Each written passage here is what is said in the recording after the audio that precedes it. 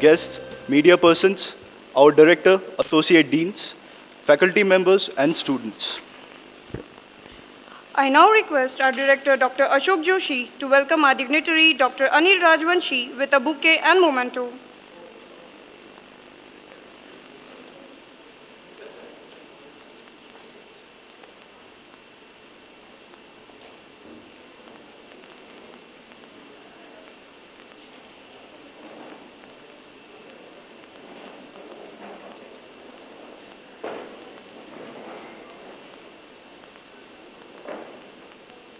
I now request our director, Dr. Ashok Joshi, to welcome our dignitary, Dr. Anil Rajvanshi, with a bouquet and memento.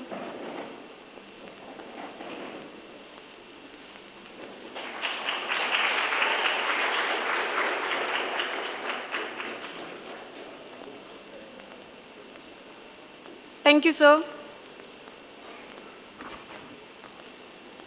Our speaker for the day is Dr. Anil Rajvanshi. Dr. Anil Rajvanshi has more than 28 years of experience in renewable energy R&D and rural development. He did his BTech and MTech in mechanical engineering from Indian Institute of Technology, Kanpur in 1972 and 74 respectively. He received his PhD in mechanical engineering from University of Florida in 1979 under solar energy pioneer Dr. Eric Faber. He was on the faculty of University of Florida, Department of Mechanical Engineering for 2 years before returning to India in 1981 to run his own rural NGO, Nimbakar Agricultural Research Institute, commonly known as NARI in Fulton, Maharashtra. NARI has done pioneering work in agriculture, renewable energy and sustainable development areas, especially those affecting rural population. Dr. Rajvanshi has devoted the last 28 years at NARI to apply sophisticated science and technology to solve the problems faced by the rural people in the areas of energy, water, pollution, and income generation, broadly based on renewable energy in environmentally sound ways. Consequently, very innovative technologies have been developed at NARI. They include ethanol from sweet sorghum, solar distillation plant for ethanol, very efficient lanterns for rural lighting, low concentration ethanol stoves and lanterns, biomass gasifiers and electric cycle rickshaws, among others. Dr. Rajvanshi has written extensively on his work on rural self-sufficiency and has attracted the attention of the print and visual media worldwide. He has more than 160 publications and 7 patents to his credit. He has been inducted into several prominent committees of the Government of India at the national and state level. He is the principal author of the Government of India National Policy on Energy Self-Sufficient Talukas. For his pioneering work, Dr. Anil Rajvanshi has received a number of prestigious national and international awards, such as Jamnalal Bajaj Award, induction to the US-based Solar Hall of Fame, Energy Globe Award, Federation of Indian Chambers of Commerce and Industries Annual Award, and Sweden-based Globe Award, among others. He has been a featured speaker at many prominent conferences and forums, both in India and US, and lectures regularly on the issues of sustainability and rural development. Besides his engineering work, he is also involved in studies of human consciousness and the interaction of spirituality and technology. His writings on these issues have appeared regularly in Times of India in Speaking Tree column.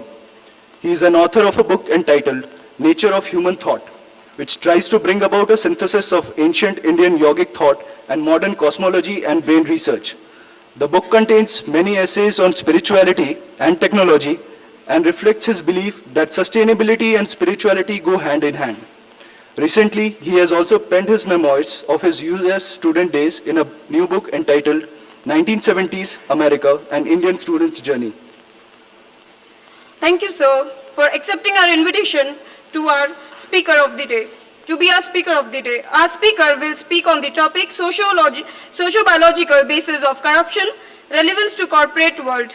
I now request Dr. Anil Rajvanshi to address the audience.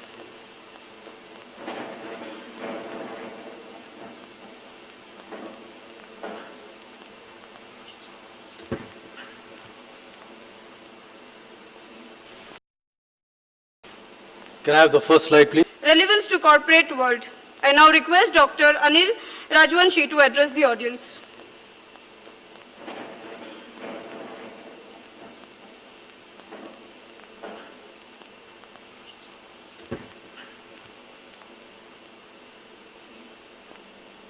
Can I have the first slide, please?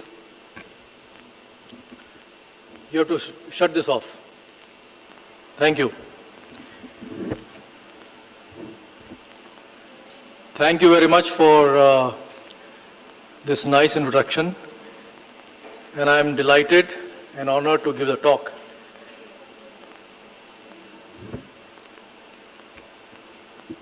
I will, this is a very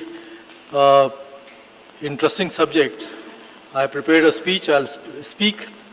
At the same time, I will tell the gentleman that he will switch the slides. And it's not a very long speech. And I would like a lot of discussion because it's a very interesting and a timely topic. And I hope as young students, bright students, you will have a discussion on a lot of these things. I am delighted and honored to give this talk in the annual InSearch Public Lecture Series. I must thank Dr. Ramakrishna and Dr. Joshi for inviting me and all his colleagues at InSearch for making it possible. By the way, can everybody see from the back? This is all right?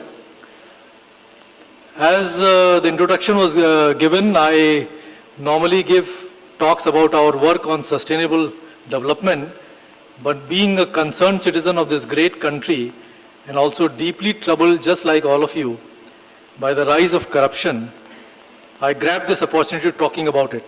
In fact, I have done this all my life.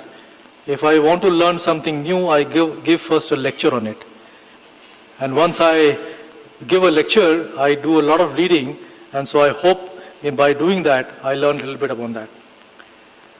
The theme of this year's lectures is corruption and corporate sustainability, as what is written outside. It's a very timely topic, and I am told that very competent people, yesterday Mr. Malik was here, from corporate world are also speakers in the series. I think they are more qualified to talk about corporate sustainability and corruption, and hence I will focus my talk on what makes us greedy and insecure, the two driving forces of corruption. What is the basis of greed? Why we become corrupt? We'll go to the root cause of the basic process of greed and desire. Thus, I will talk about the socio-biological basis of corruption. I'm quite sure, because I Googled before I started my talk, I started research, and I never found anything like that. So I think it'll be very interesting. It'll give a lot of food for thought for all of you. So I will talk about the socio-biological basis of corruption and will allude briefly later on how it affects the corporate sustainability. Can I have the second slide? So my structure of the talk is biological basis of desire and greed. Excessive greed leads to corruption. The mechanism of greed sublimation. Greed is a very useful thing, but how we sublimate it for the common good for the rest of the mankind. This is done by creation of a very powerful brain processor, focus in schools and colleges, genesis of wisdom, and finally the relevance for the corporate world, which are showing excessive greed and power, and their ostentatious lifestyle, I believe, will destroy the India Inc. itself. And finally, what are the pointers towards gentler and sustainable India? Next slide.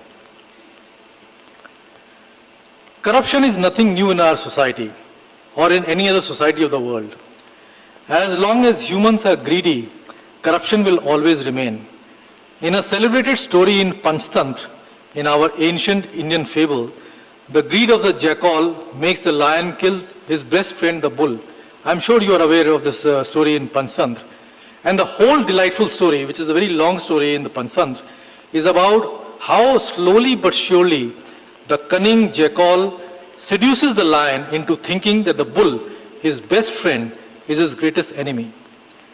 In the same way, the nexus of corrupt politicians, some corporate houses, builders, etc., has systematically looted the system and the country.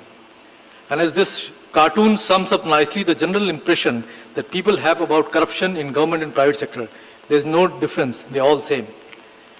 Even in the so-called developed countries, the corruption exists, but at very high levels. What is horrible in India is the amount, depth, and pervasiveness of corruption. According to Kiran Bedi, I am sure that all of you have heard about her, each year India loses around 72,000 crores because of corruption. Similarly, some others have estimated that almost 100 lakh crores of ill-gotten money is stashed by Indians in foreign banks. One is not sure of the source or the veracity of these numbers, but the fact remains that they are very large. Recently, huge amounts of cash and jewelry have been unearthed in so-called ashrams and mandirs. Even the so-called godmen are not immune to corruption. Since huge money is involved in mandirs, it is quite possible that in near future, we may even have a Ministry of Mandir Affairs, as is shown in the cartoon below. The